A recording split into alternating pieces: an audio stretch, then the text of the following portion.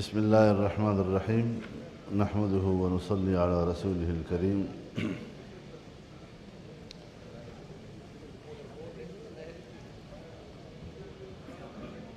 یہاں پر کچھ باتیں جذباتی حدود سے آگے جا کر ہوئی ہیں، جبکہ یہ وقت بڑے تحمل کا ہے، بڑی سنجیدگی کا ہے، برداشت کا ہے، اور جناب اسپیکر، میں انتہائی احترام کے ساتھ عرض کرنا چاہوں گا کہ کل آپ بھی کچھ ضرورت سے زیادہ جذباتی نظر آئے۔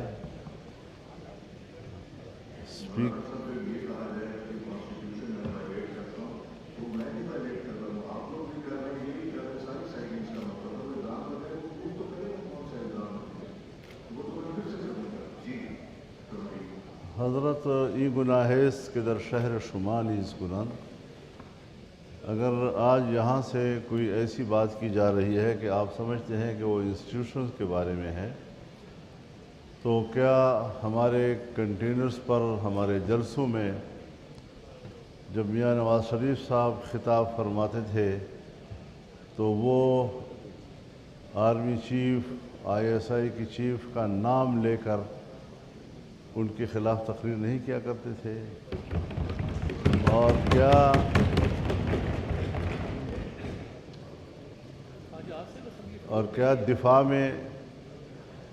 دفاع کے محکمے کو وہ محکمہ زراعت نہیں کہا کرتے تھے؟ تو یہ ایسی چیزیں ہیں کہ ہماری سیاست میں کبھی ہم ذرا حدود سے آگے چلے جاتے ہیں، اور اچھی بات ہے خواجہ آصف صاحب نے جو باتیں کی ہیں کہ ہم بھی اپنے غلطیوں سے کچھ سبق سیکھتے ہیں۔ غلطیوں سے سبق سیکھنا اچھی بات ہے، لیکن اس وقت اگر کشمیری احتجاج پر ہیں تو میں پہلے بھی عرض کر چکا ہوں کہ وہاں جو باضابطہ طور پر چارٹر آف ڈیمانڈ پیش کیا گیا ہے اس میں کوئی ایسی بات نہیں ہے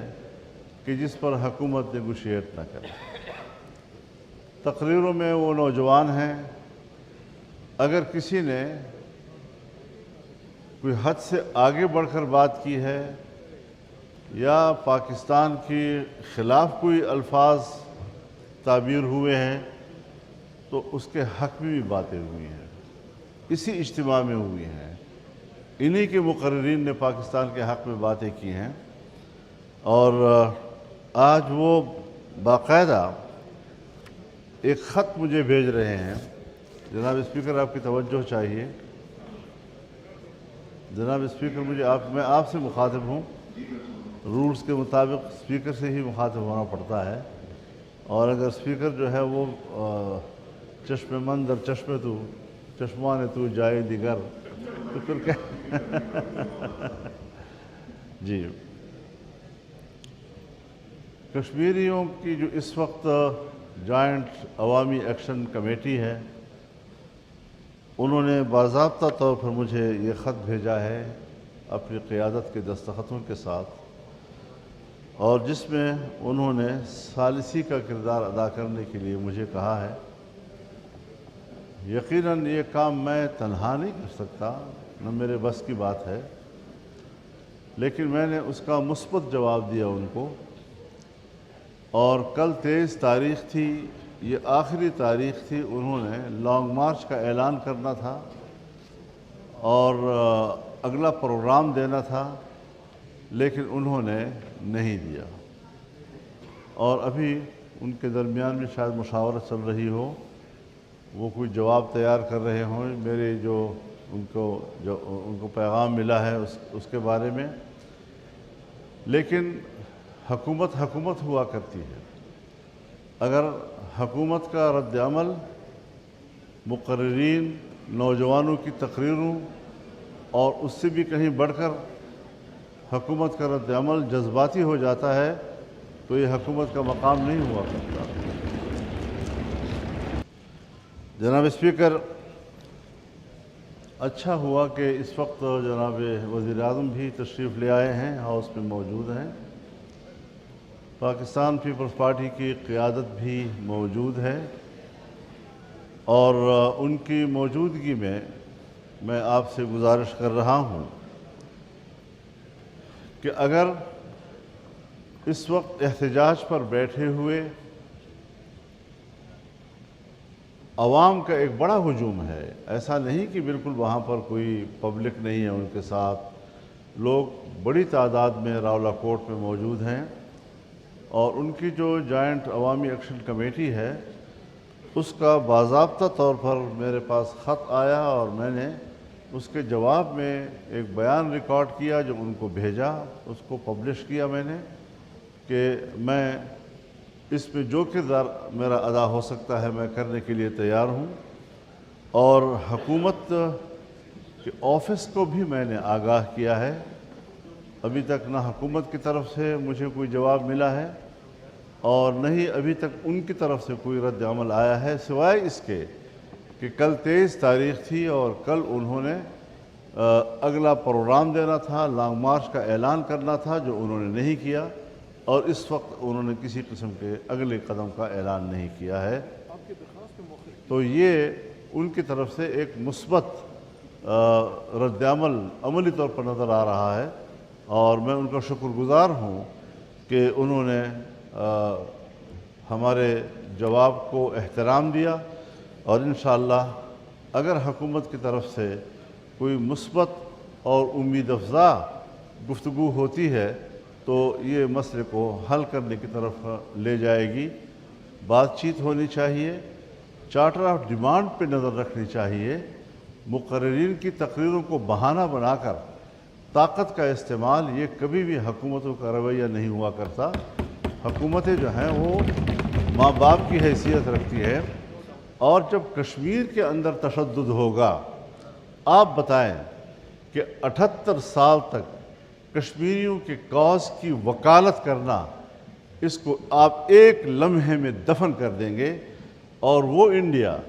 जो हर फोरम पर दिफाई पोजीशन में हुआ करता था, आज वो जारहाना अंदाज इख्तियार कर चुका है। जब हम उनके ख़िलाफ़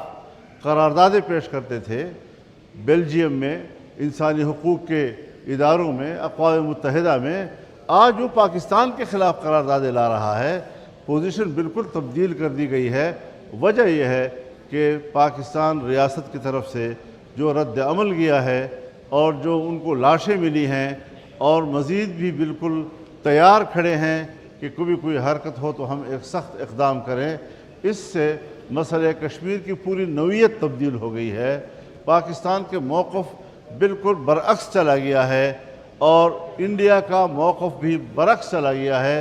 हम जहाँ 78 साल तक खड़े थे, आज हिंदुस्तान वहाँ खड़े होने की तरफ जा रहा है और जहाँ हिंदुस्तान 78 साल तक खड़ा था, आज हम पाकिस्तान उसी मकाम पर जा रहे हैं। इसमें कुछ हमें हिकमत अमली का मुज़ाहरा करना होगा, तहम्मुल का मुज़ाहरा करना होगा और ख्वाजा आसिफ साहब ने जो बातें की हैं, हर चंद कि अगर उसमें काबिल एतराज़ मवाद है, हर चंद कि उसमें अगर कश्मीर या पाकिस्तान के मफाद के ख़िलाफ़ कोई मवाद है, तब भी वो ख्वाजा आसिफ नहीं है यहाँ पर, वो यहाँ पर वज़ीर दिफ़ा हैं और वज़ीर दिफ़ा की हैसियत से उनका रद्द अमल मुहतात होना चाहिए था। मेरे ख़्याल में जब लड़ाई वाला काम हो तो आप लोग लड़ाई वाला काम ख्वाजा आसिफ के हवाले करते हैं और जब मुफाहमत वाला काम हो तो वो आप फिर इसहाक़ डार के हवाले कर देते हैं। आज उनको ला ताल्लुक़ क्यों किया जा रहा है? मेरे ख़्याल में इसका ताल्लुक़ सिर्फ दाखिला पॉलिसी से नहीं है, इसके असरात हमारे ख़ारिजा पॉलिसी पर पड़ रहे हैं और पाकिस्तान ने इस वक्त जो ईरान अमेरिका के दरमियान सालिसी का किरदार अदा किया है और उसके जो दुनिया में मुस्बत असरात मुरतब हुए हैं, पाकिस्तान के अंदर उनको हमें समेटना चाहिए, حکومت کو بھی چاہیے کہ وہ اس طرز عمل کو، اس کے مفادات کو سمیٹے، لیکن جہاں وہ باہر سے کما رہے ہیں پاکستان کے اندر اس کو گنوا رہے ہیں۔ یہاں حکومت کی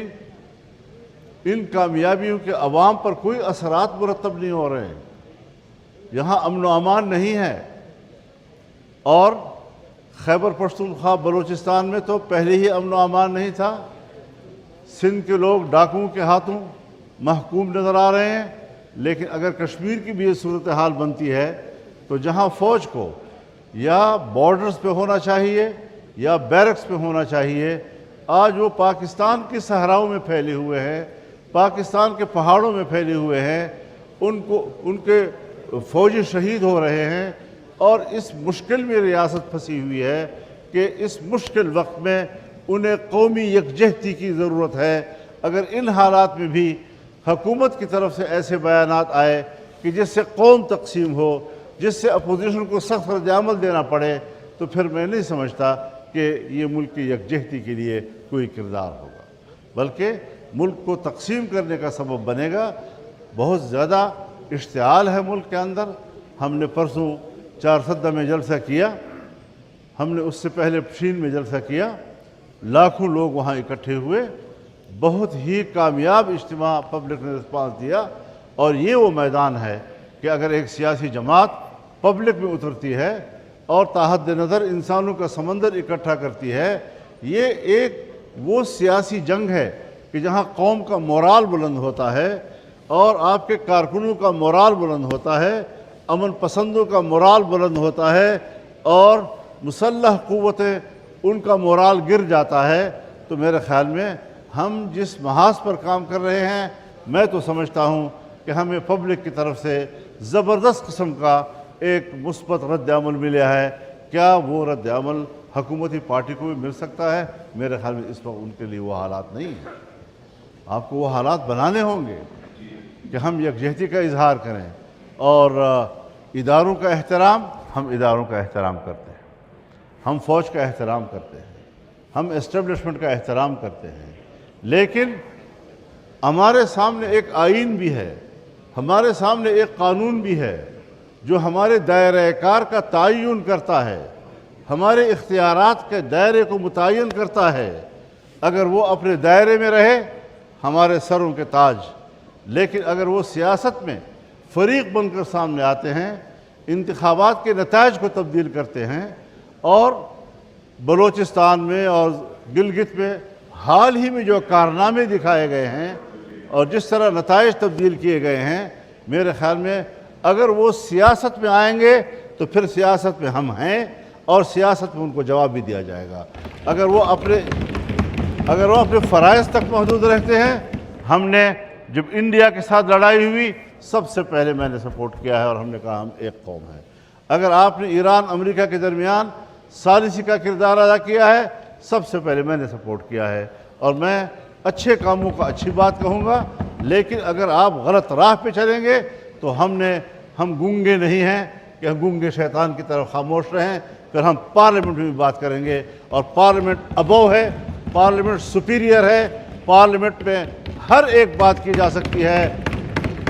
دفاع کی قوت ہو وہ اس پارلیمنٹ کے ماتحت ہے، یہاں پر کوئی بھی ادارہ ہو، اسٹیبلشمنٹ ہو، بیوروکریسی ہو، وہ اس پارلیمنٹ کے ماتحت ہے۔ اگر پارلیمنٹ آج بجٹ پاس کر رہی ہے، اور بجٹ میں ہم اپنے اداروں کو جو یہاں سے پیسہ جائے گا، یہاں سے بجٹ جائے گا، اور اس بجٹ سے اس کو غلط طور پر استعمال کریں گے، تو اس پر تنقید پارلیمنٹ نہیں کرے گی تو کون کرے گا؟ لہذا پارلیمنٹ کو آزاد رہنے دیجیے، پارلیمنٹ کو سپیریئر رہنے دیجیے، اس کو سپریم رہنے دیجیے، اور کسی کو بالا تر ہونے کا تصور نہیں ہے۔ ہم کوئی ایسی تنقید نہیں کر رہے خدا نخواستہ کہ ہم ان کا کوئی مذاق اڑا رہے ہیں، کوئی برے الفاظ سے ان کو یاد کر رہے ہیں۔ ہم ان کے کردار، ان کے ایٹیچیوڈ، ان کے موقف، ان کے رویوں پر اپنی شکایت ریکارڈ پر لانا چاہتے ہیں، سو وہ ہم ریکارڈ پہ لا رہے ہیں۔ میاں شہباز شریف صاحب وزیر اعظم ہیں، تشریف فرما ہیں۔ کیا جب ہم اکٹھے ایک سٹیج پر ہوتے تھے تو انہوں نے اس زمانے میں فوج کے سربراہ کا نام نہیں لیا تھا؟ کیا انہوں نے اس وقت جنرل فیض کا نام نہیں لیا تھا؟ کیا اس وقت انہوں نے فوج کے ادارے کو محکمہ زراعت نہیں کہا تھا؟ تو یہ ساری چیزیں ایسی ہے کہ ذرا اپنی ماضی کو بھی پہلے دیکھ لیا کرے، اس کے بعد آپ ہماری تنقید کو اتنا سخت رد عمل دیں تو جناب اسپیکر ہمیں آپ ضرور ڈانٹیں۔ ہمارے ساتھ آپ ہمارے اسپیکر ہیں، آپ ہماری غلطیوں کی اصلاح بھی کریں گے، لیکن جب ہم اور آپ کی قیادت اس قسم کے خطابات کرتی تھی تو آپ بھی ان کے ساتھ اسٹیج پر بیٹھے ہوتے تھے اور آپ بھی ہمارے اصول کے خلاف کرتے تھے۔ بہت شکریہ آپ کا۔